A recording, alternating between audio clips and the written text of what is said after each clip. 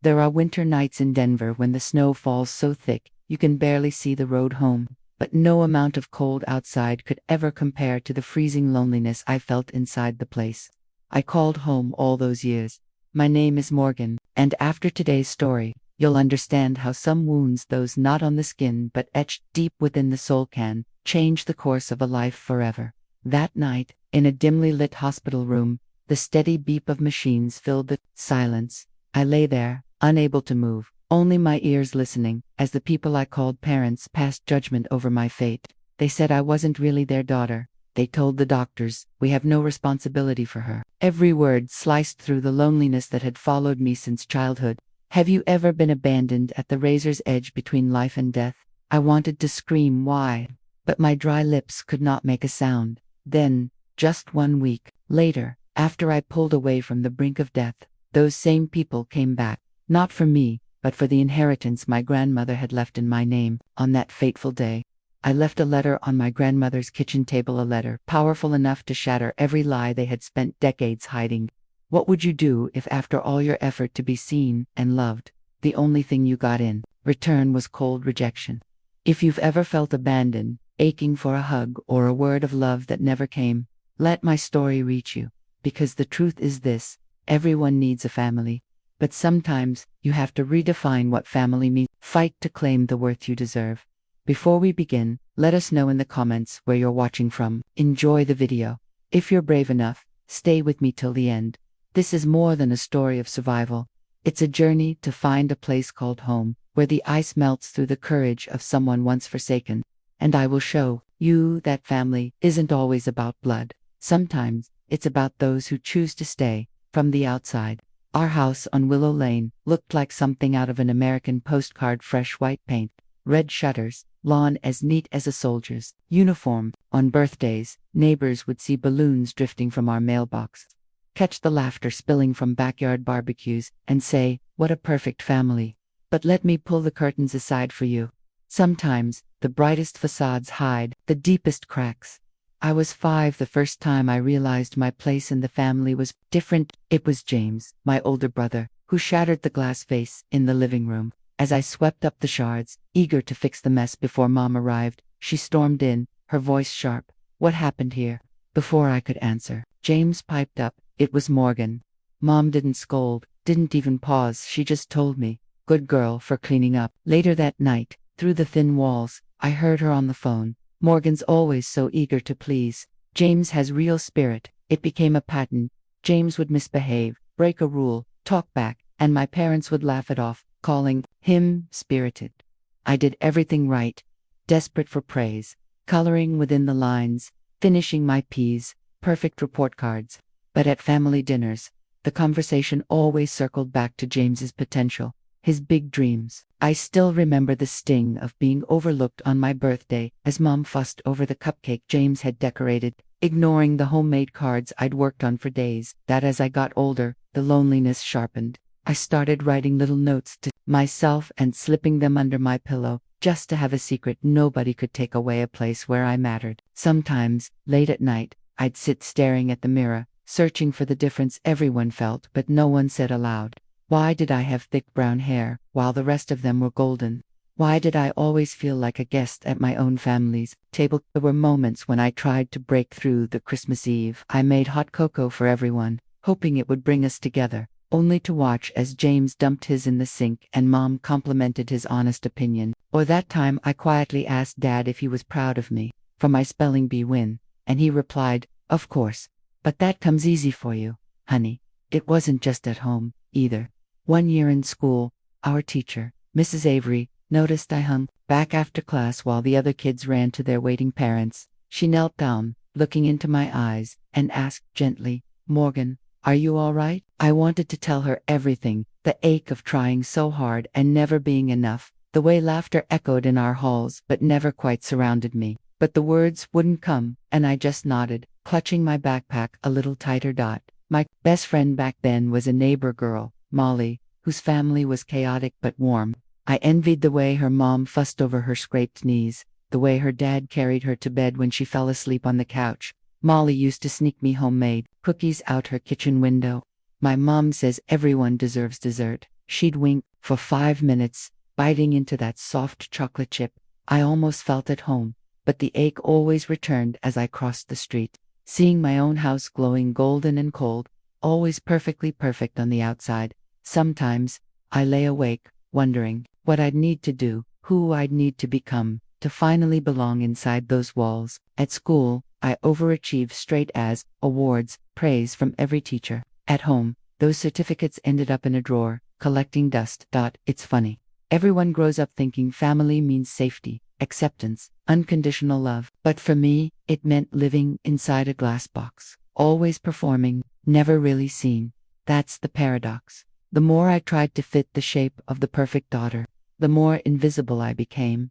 And yet, buried beneath the disappointment, a curious defiance took root. Maybe I didn't need to be perfect to be loved. Maybe, just maybe, I'd one day find a place where being myself was enough. If you've ever felt alone, even surrounded by people who should have loved you most, my story is for you. Drop a comment below and tell me. Have you ever looked around your own life and realized you didn't quite belong? But there's more to this story than hurt. Because as the cracks in my childhood facade deepened, something else was growing too.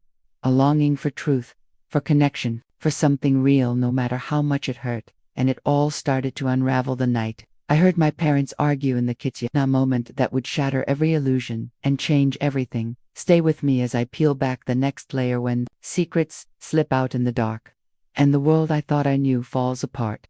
It was one of those nights when even the house seemed to hold its breath. I was 12, halfway between childhood and something more uncertain, and I'd crept down the stairs searching for a glass of water, craving, maybe, the reassurance that the world was safe and ordinary. But the soft yellow light from the kitchen leaked secrets that would append everything I thought I knew. Behind the half-closed door, my parents' voices sliced through the silence, sharp as broken glass. "You've always favored James," my mother hissed, her tone not like anything I'd ever heard at the dinner table. "Admit it, you're just making up for the fact that Morgan isn't even really yours." A shudder climbed my spine, my father's voice, low and cold. "She's not yours either, Linda. We agreed from the start we'd never treat her differently." There was a beat of silence. My heart pounded so loudly, I thought they might hear it from the kitchen. "Not really yours." The phrase spun in my head, as alien and familiar as my reflection. When I dropped my glass on the hardwood, the crash ended there. Argument turned their attention to my accidental eavesdropping. Footsteps thundered into the hallway. "Are you okay?" my mother asked. Too quickly. I nodded, biting the inside of my cheek to keep from bursting into tears. That night, I lay awake, staring at the ceiling, replaying every little moment, odd look, every time I'd felt like a stranger at my own table. The next morning, I waited for the truth. Surely now they'd tell me, explain everything, say I was wanted, say none of it mattered. But at breakfast, it was business as usual. Eggs, coffee, my father's newspaper, a straight barrier between us. "I heard you last night," I said, my voice ankle-deep and shaking. "I know I'm adopted." The silence that settled in was suffocating. My mother smiled her cold, practiced smile. "Don't be ridiculous, Morgan. You must have been dreaming." My father never looked up from the paper. That was it. No confirmation, no denial. Just gaslighting, making me feel like an intruder in my own story.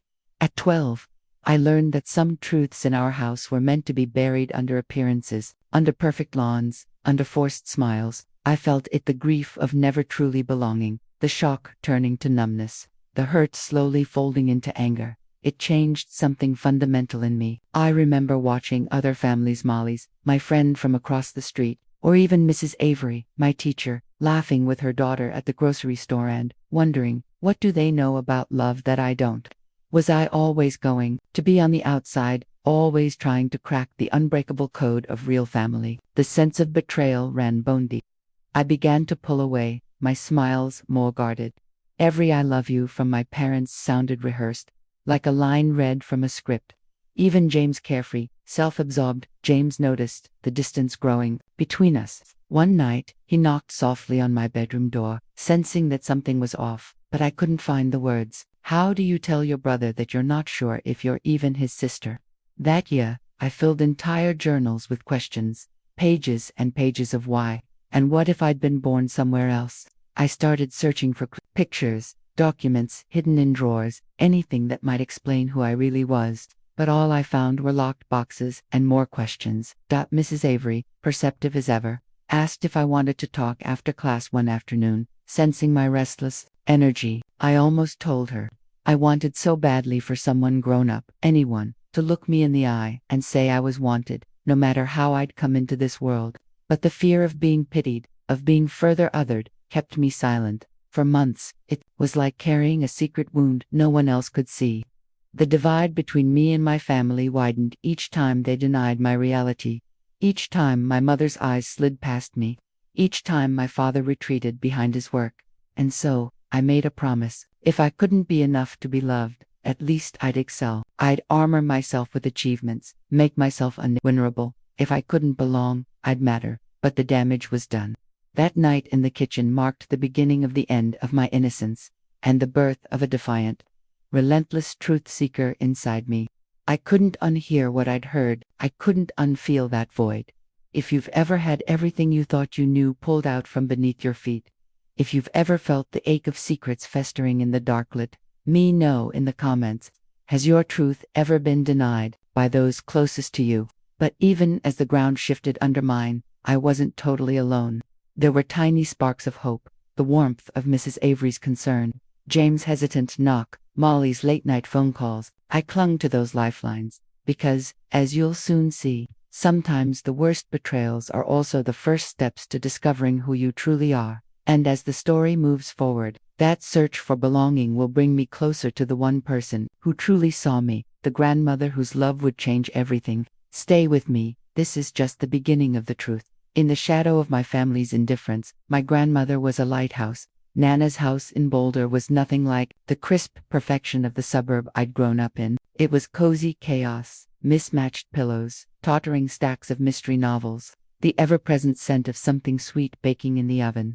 The porch swing creaked a bit, just like Nana's knees, but both were a comfort, especially on long summer evenings when the world outside faded and I finally felt safe. With Nana, I didn't have to audition for love. She'd tousled my hair and say, "You, Morgan, are enough." Even if you spent all day in pajamas eating cookies and reading comics. Whenever my parents dismissed my hurt as overreacting, Nana listened, truly listened, her gaze steady, her hand squeezing mine across the table, giving me the space to pour out my heart. When the rest of the world saw the good daughter, the smart girl, she saw the child trembling under the weight of being never enough. One Christmas, things erupted at dinner. My parents offered a cold politeness, while James complained about the gift he got, drama brewing as always. I braced for another year of being overlooked, but Nana's clear voice sliced through the bickering. "Morgan, why don't you play us something on the piano?" My mother grimaced, but in that moment, the living room became mine. Nana's hands clapped the loudest when I finished, her pride shining even after everyone else drifted away. Late that night, while she tucked an Afghan around us and we sipped cocoa, Nana told me, "Families are complicated, honey, but love should never demand that you earn it." I started to believe her, maybe because I needed to, or maybe because when she held my hand, I actually felt real. Still, there were secrets behind Nana's soft eyes. I saw them flicker when I asked about my real mother. Sometimes she'd answer, in gentle riddles, "She loved you so much, she made sure you'd always be cared for." Sometimes, pain played at the corners of her mouth, chased away by a bright, distracting story, a trip she wanted to take me on, a new pie recipe. Underneath, I sensed a cost to these truths, a sorrow she wasn't quite ready to share. As I grew older, those summers became lifelines. I'd tell Nana things I dared not say to anyone else. The ache of being the other child, the confusion about my place in this family shaped by denial. When I found an old photo of a girl with familiar brown eyes in Nana's attic, she just pressed the picture to her chest and whispered, "Someday, the whole story will be yours, Morgan, when you're strong enough." But time is cruel. The year before everything changed, I got a desperate call from Molly that Nana had fallen ill. I rushed to the hospital, memories crashing over me. She was smaller than I remembered, her fierce wit undimmed, but her grip weaker around my hand. "Listen to me, Morgan," she said, voice low. "You are wanted. No matter what anyone else says, you are wanted." When she passed, my parents barely reacted. They didn't invite me to the funeral, The greatest loss of my life came with a letter from a lawyer, not a phone call from my family. There was another cost, to a gap in my soul that begged for answers. Who was my mother, really? What was the truth Nana took with her? And could the love she'd given me be enough to carry me through the coming storm? If you've ever depended on one person to remind you of your worth, you know the fear when that person's gone, the feeling of standing on the edge of a cliff, wind howling. Let me know in the comments, who has anchored you in your darkest times? How did you hold on when they couldn't stay forever? But Nana's story, and mine, wasn't over, because she left behind not only memories, but clues, old letters, faded photographs, and eventually, the will that set everything in motion. The truth would find a way out, no matter the pain. With a tragic accident and one final, shattering betrayal, would learn just how powerful and costly the truth could be. Don't go. The real reckoning is about to begin. If grief left a scar, the accident left a canyon. It happened on a night blanketed with snow, the kind that quiets the whole city. Yet my mind was a thunderstorm. I was working late, chasing one more bug in our software, as if overachievement could fill that aching void. My phone lit up with notifications from Kate, my best friend and business partner. You should head home, Morgan. Weather's turning savage. I wish I'd listened. On the drive, each streetlight was a ghost, flickering past, each intersection a gamble. At the corner of Broadway and KFAC's, headlights tore through the blizzard, too fast, too bright, too unexpected. The screech, the impact, the twisted sensation of my car spinning, glass showering, metal groaning, yatic orchestra that ended in black. The next memory came stitched together by disjointed voices, machines beeping, and the sensation of being trapped inside a body that wouldn't obey. I hovered between worlds, consciousness drifting, but the world kept spinning without me. I heard doctors discussing brain swelling, trauma, the need for emergency surgery, and then, their voices. My parents, the people I desperately needed, clinical, detached. She's not really our daughter, my mother's voice cut like ice. We have no obligation here, my father added, shutting the door on my survival. Every syllable cracked the shell of hope around my heart. Their refusal wasn't just legal, it was emotional execution. In those moments, I realized, you can't grieve what you never truly had, but you can mourn the hope you once carried. But I was not completely alone. Nurse Patterson, a woman with gentle hands and fierce eyes, refused to let me slip away unnoticed. You're not invisible here, Morgan, she'd whisper during night shifts, her voice an anchor in a tide of pain. Kate arrived, burning with protectiveness, cutting through red tape to authorize my treatments, rallying the hospital staff, and even organizing a round-the-clock vigil so I was never left alone. In the dark hospital nights, Nurse Patterson read to me, played fragments of Beatles songs, and told me about her own daughter, her way of reminding me what family could be, while my body fought its own war. My parents waged another in the courts, with chilling efficiency. They filed for emergency conservatorship, arguing I was mentally unfit to inherit Nana's legacy, using the very accident they'd abandoned me through as their weapon. Lawyers circled the trauma like vultures. I remember, even from my hospital bed, the heavy presence of Thomas Chen, my grandmother's old friend and attorney, who assured me, you have more proof on your side than you know, Morgan. Hang on. My hospital room became a war room. Kate, with her relentless optimism and strategic mind, worked with Thomas to gather documents, witness statements, even camera footage from the hospital, unassailable evidence of both my condition and my parents' betrayal. Every step forward was a battle, every legal maneuver by my parents a fresh wound. They called witnesses, lied about their intentions, tried to paint me as ungrateful, unstable, even dangerous. There were days the pain, physical and emotional, nearly broke me. Physical therapy left me in tears, learning to walk again on legs that remembered trauma more than strength. Nights blended into each other as I struggled with nightmares, reliving the accident and the moment when I realized I was alone, truly alone. There were times I questioned everything. Was I even fighting for myself, or for the memory of a love I'd never received? The hearing came and went, a study in contrasts. My parents' cold composure, Kate's righteous fire, Thomas's quiet steadfastness, Nurse Patterson's heartfelt testimony. I barely recognized myself on the stand, shaky, scarred, but telling my story in a voice that had nothing left to lose. The judge, moved by the evidence and the visible wounds, ruled in my favor, freezing the estate and shutting down my parents' last hope of control. But victory wasn't sweet. I emerged from the courtroom exhausted, stripped bare by trauma, betrayal, and the ugliness of family laid out under fluorescent lights. Yet in that void, something new began to grow: defiance, agency, a determination to stop defining myself by those who never chose me in the first place. Have you ever faced a betrayal so deep it rewrote the meaning of family for you? If you have, tell me in the comments. What did you cling to in your darkest hour? Through pain, through the courtroom battles, through saying goodbye to illusions, I found the beginnings of a new foundation, not built on duty, or blood, or expectation, but on people who showed up, who chose me, even when I could offer them nothing in return. Which is why, in the aftermath, still bruised, still healing, I set out to confront the last ghosts of my past and redefine everything I believed about what it means to belong.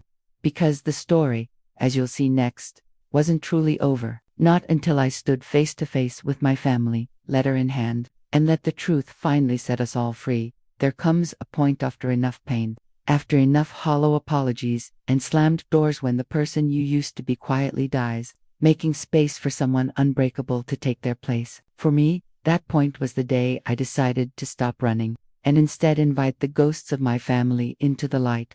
I remember sitting at the old oak desk in Nana's house, my house now. My hands shook as I wrote the letter, pages purging, decades of neglect, memories of longing, the ache of a hug never given, the slow poison of loving parents who could never love back. Every word was a reckoning, but the ending was release. I forgive you, but I am done letting your silence define me. I am not your burden. I am not your project. I am whole without your approval. On the day they came, my parents in Jamestown felt suspended through the live feed from the new security cameras. Kate and I watched as they rattled the doorknob, confusion marring their carefully curated composure. James lingered behind, his eyes darting, guilt written all over him. The locksmith let them in, and the act began. My mother cataloging trinkets for herself, my father pocketing Nana's watches, both searching for value while ignoring every trace of me that remained in these walls. Then they found the envelope. My mother's voice trembled as she read, disbelieving. My father's jaw clenched, but what shook me most was James's eyes widening, absorbing truths he'd never dared confront, the dawning horror as he scrolled through the hospital footage on his phone. His voice, finally, cracked the silence. You left her to die, your own daughter. The house, for once, filled with an honest silence. My mother started to protest, but James cut her off, shoving the adoption papers across the table. Legally, emotionally, she's your daughter. You raised her. And you abandoned her when she needed you most. The mask he'd worn for years finally slipped away, anger, pain, and protectiveness boiling through. My parents scrambled, making desperate calls to lawyers, grasping for witnesses to manufacture a narrative where they were the victims. But the spotlight of truth is blinding, and there was nowhere left to hide. I watched, from the safety of distance, as the family I'd given everything to splintered under the weight of their choices. The urge for vengeance that once lit my veins had faded, replaced by a somber peace. Sometimes justice means letting go more than striking back. But not all ties broke that day, not entirely. Later, my phone pinged with a message from an unknown number. James, we need to talk. Please, I'm sorry. Sitting across from him in a quiet cafe the next morning, I saw not just my brother as he was, but as he could be, scared, but willing to try. Our conversation wasn't easy. We sat in the sticky silence of years unsaid, until he finally whispered, I should have stood up for you sooner. I forgave him, but more importantly, I forgave myself for ever believing I was unlovable. In the aftermath, the old order of my world was gone. My parents, stripped of control, retreated physically and emotionally, leaving behind only absence and, curiously, space for new beginnings. If you've ever confronted someone who hurt you, you know the mix of terror and freedom it brings. Have you faced a family member with the truth? Did it break you, or did it finally set you free? Share your story in the comments. Your words might help someone else find their voice. This was not the tragic finale I once feared. Instead, it was a turning point. The pain, the showdown, the loss, a crucible through which I emerged, if not unscarred, then unburdened. But the story of my life, of my family, doesn't end in that echoing silence, because what followed was the delicate, painstaking work of building something new, with people who chose me, day after day proof that you can create family from the ashes of heartbreak. So stay with me as I step into a future where family is not fate, but a choice, where healing isn't just about leaving the past behind, but about embracing those who truly see you and letting yourself be seen. I never could have imagined when I was just a lonely girl behind the perfect white shutters. 6. Healing, chosen, family, and embracing a new future. Healing isn't a sunrise. It's 100 dawns breaking slowly across the years. After the confrontation, my life was gutted and quiet, my parents gone to another state. The old definitions of daughter and family as empty as the echoing halls of Nana's house. But in that clarity, I found both loneliness and possibility, a sense that I could finally rebuild from the wreckage on my terms. The road wasn't easy. My body healed in inches, learning to walk again with trembling legs, guided by patient hands, Nurse Patterson's gentle encouragement, Kate's stubborn optimism. There were setbacks, nightmares that woke me in sweat, phantom pains in places I'd broken and mended, silence where I once craved a mother's voice. But every morning I managed to move a little further, to smile a little longer. The hope inside me grew bolder. Some days, healing meant sitting by the window with a cup of tea, letting the sun touch old scars. Other days, it meant fighting through the pain in therapy, whispering, "This isn't the end." But the deeper healing came not from medicine, but from the people who showed up. My chosen family. Kate, ever the warrior, never let me sink into self-pity, dragging me out for Sunday pancakes and long walks, laughing until even the hardest memories softened at the edges. Nurse Patterson, who came by with her husband and brought stories of her own messy, beautiful family, reminded me that kindness doesn't require a shared last name. James, my brother by more than blood, returned to me, not as a symbol of the past, but as someone ready to forge a future, one based on honesty, not obligation. We rebuilt traditions. There were dinners crowded with Molly and her parents, nights when Mrs. Avery joined us for pie and stories, afternoons spent teaching a neighbor's little girl how to play the piano my grandmother once loved. It was messy, imperfect, full of detours and laughter and raw, unguarded truth. These people became the pillars of my new house, one constructed from acceptance, not expectation.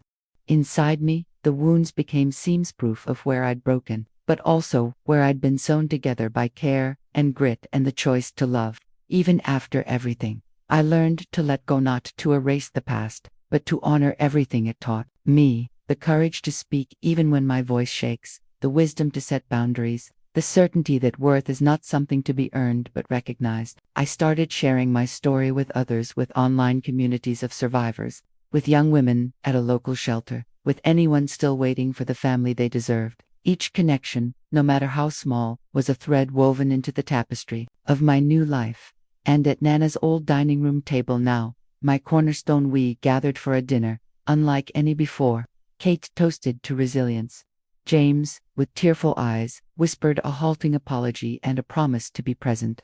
Patterson's laughter filled the room like music. For the first time, family wasn't a scripted role, but a living, breathing choice. There will always be shadows, I won't lie. The sting of what was lost lingers in certain songs. The smell of holiday candles, the way a stranger's gesture can recall a hurt too old to name. But, in embracing my chosen family, I discovered a profound power to define myself not by what I endured, but by what I built. So, to anyone watching, if you've ever been told you didn't belong, if you've been searching for your place at the table, know this: healing is possible. Family can be chosen. The future is yours to embrace, scarred and beautiful, and utterly, fiercely yours. Let me ask you, who is in your chosen family? Who has stood beside you when the world fell apart? Share your story below. Let's build a new family right here, together.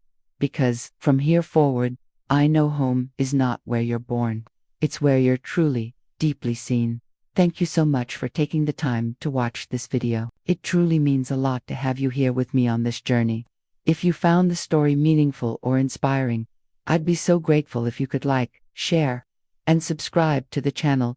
It really helps us grow and bring more stories like this to you. I'd also love to hear your thoughts, questions, or suggestions in the comments below. Your feedback is what helps make this channel better and more meaningful for everyone. Thanks again for being part of this community. I look forward to sharing more with you soon.